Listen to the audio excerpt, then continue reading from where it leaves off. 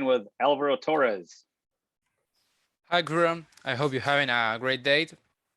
Well, my question is, Florida State averages almost 3 sacks per game and has made more sacks and tackles for loss than any team that you have faced outside Virginia Tech.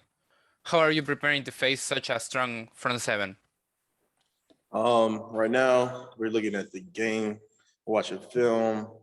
We're going over stuff in practice. We're trying to learn. Probably pick up on our little weaknesses that we have, and then just get better fundamentally that we are good at. So just improve where we need to improve, and then just get better at that we are good at. All right, Ross Martin. Hey, Q, you mentioned those weaknesses and obviously 5 sacks last week, and I think something like 20 plus for the season. And obviously in the run game, maybe not exactly where you want it. What things do you need to improve on? What are kind of the issues you think that is kind of limiting the offensive line and the run game in the pass game so far? I don't think it's more so limiting us. I think the only thing that's limiting us is ourselves. Like, let's say something bad happens, we just overstress it, overthink it, and we just got to be able to move on to the next play.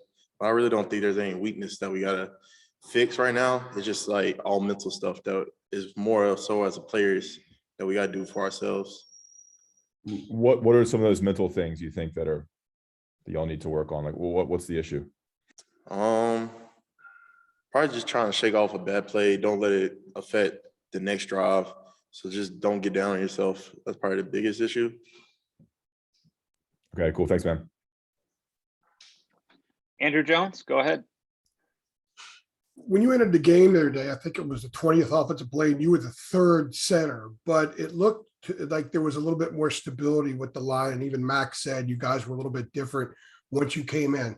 What did you bring Saturday that was needed and that you were able to sustain for most of the rest of the game in the game against Duke Saturday? I feel like the biggest thing I brought Saturday, just have fun. I think sometimes like rivalries like that, big games, like you're playing good teams, you're just overthinking and you need to start, just remember to have fun. So I came in, I was playing jokes with the guys. I was telling them what we need to do, like do your job, but you gotta have fun. At the end of the game, like this is still a game. Is seeing success pretty quickly? Because when you came in, you guys kind of moved the ball for a while.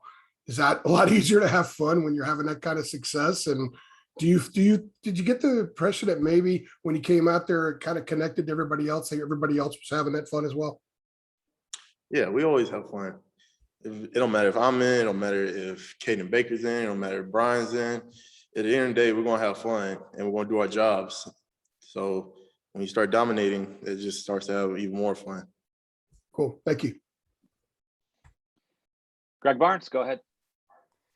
Hey, Q, wanted to go back to Ross's question they asked you a minute ago about some of the issues that the offensive line is kind of dealing with considering that the bulk of the offensive line has been together for 3 years and has had a lot of success over the last 3 years. Is it a matter of there being maybe some pressure to perform that you guys kind of sense and that's providing some stress?